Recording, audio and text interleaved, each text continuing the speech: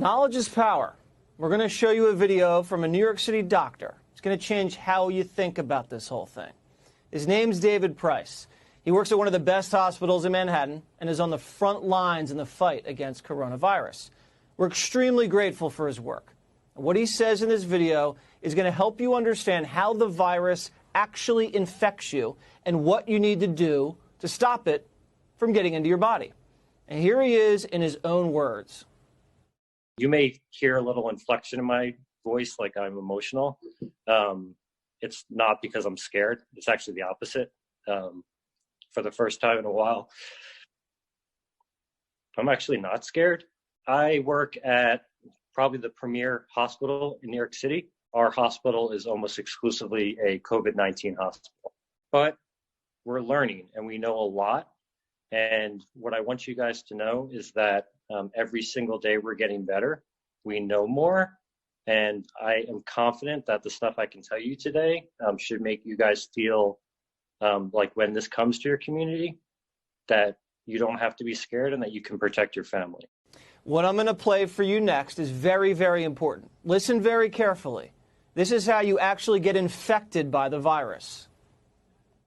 The way that you get this is the transmission of the virus almost exclusively from your hands to your face.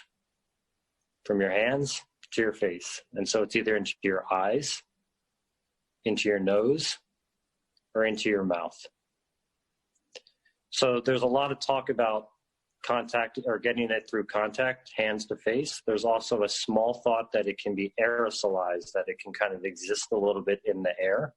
The thought at this point is that you actually have to have very long, sustained contact with someone. And I'm talking about over 15 to 30 minutes in an unprotected environment, meaning you're in a very closed room without any type of mask, for you to get it that way.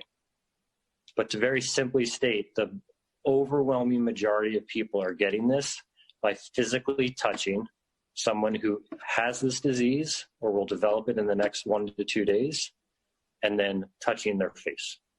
The thing that makes me smile a little bit is that I actually know now that I won't get this disease because I know how to protect myself.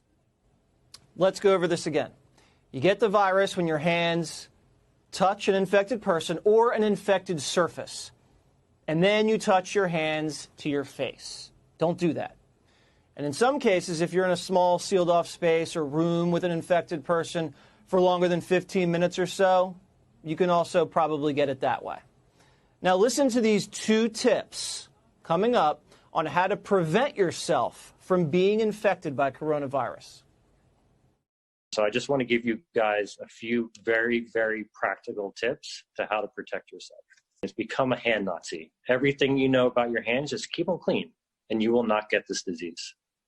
The second thing is you have to start psychologically working on the connection between your hands and your face. So someone at a party has this and you shake their hand, right? And then you touch your face.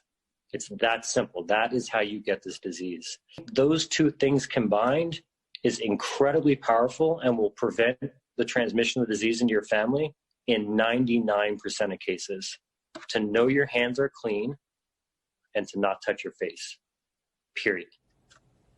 This is the key. If you listen to any part of the show, listen to this. This is straight from the doctor on the front lines. Keep your hands clean. Wash them all day long. Carry hand sanitizer wherever you go. Use your elbows or your shoulders to open doors, whatever. If you need to touch something like a grocery store cart, use the hand sanitizer before and afterwards. And please stop touching your face. That's how the virus transmits from your dirty hands into your body. It gets in your eyes, your nose, your mouth. So just be aware of where your hands are at all times. Wearing a mask is one way to train yourself to not touch your face. You can wear a mask if you want, but just don't hoard them. Do not shake people's hands. You can go outside, but just keep 6 feet distance apart from people just to be safe. And when you sneeze or cough, just do it in your elbow, not in your hand, or definitely just not out in the air. And shrink your social circle. The people that are keeping large social circles right now are at a much higher risk. Sitting in a small area with someone outside that circle with the door or window closed, not a good idea